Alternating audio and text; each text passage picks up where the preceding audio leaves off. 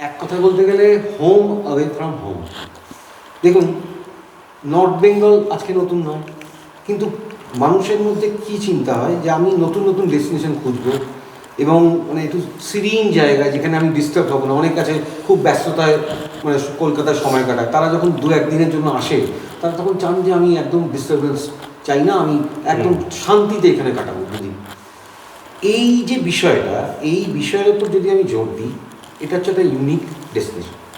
তো আমার মনে হয় এটা একটা মানে একটা স্পট যেখানে আমি যদি মনে করি যে আমি কোথাও যাব না, নিরিবিলিতে কাটাবো, সেটাও হবে। যদি মনে করি যে আমি এটাকে বেস করে এদিক ওদিক ভিজিট করব, সেটাও হবে।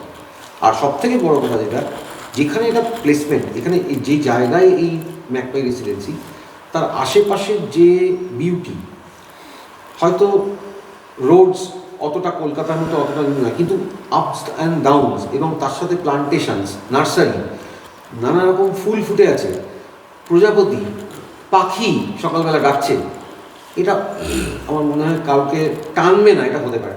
কিন্তু এখানে এর সাথেও কিছু অ্যাডেড অপশনস আছে, এটাই আমাকে টেনেছে যে এখানে আঁকা ঝোঁকা করা যেতে পারে। কেউ যদি আঁকাতে ইন্টারেস্টেড থাকে সে আঁকতে পারে, কেউ যদি মনে করে যে আমি একটু গিটার বাজাবো কি আমি একটু গান বাজনা করবো, এরকম যদি কোনো গ্রুপ আসে তাদের জন্য খুব দারুণ তার ব্যবস্থা আছে।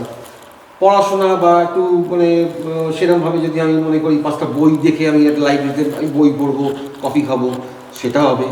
তো অপশানস নানা রকম আছে। আর সবথেকে বড় যেটা ব্যাপার আমার যেটা সবথেকে ভালো লেগেছে, পরিষ্কার পরিচ্ছন্নতা, খুব নিটলি ডান, অ্যাম্বেল ফ্যাসিলিটিস। এরকম একটা রিমোট জায়গায় যা সব ফ্যাসিলিটি এই হোমস্টে দিয়েছে বা রেখেছে, অভূতপূর্ব। এটা আমার মানে সত্যিই খুব ভালো লেগেছে। আর সকল ফ্যামিলিকে নিয়ে আসা ডেফিনেটলি। আমি যখন প্রথম এলাম, প্রথম এসে যখন দেখলাম যে টেলিস্কোপ লাগানো আছে বারান্দাতে, মানে আমার একটা বাচ্চা মেয়ে, সে ক্লাস 5, তো তাকে আমি ভিডিও করে যখন দেখাচ্ছি যে দেখ মা এরকম এরকম আছে, সে কিন্তু বলছে আমি যাবো। এই যে জিনিসটা ঘটছে, এটা কিন্তু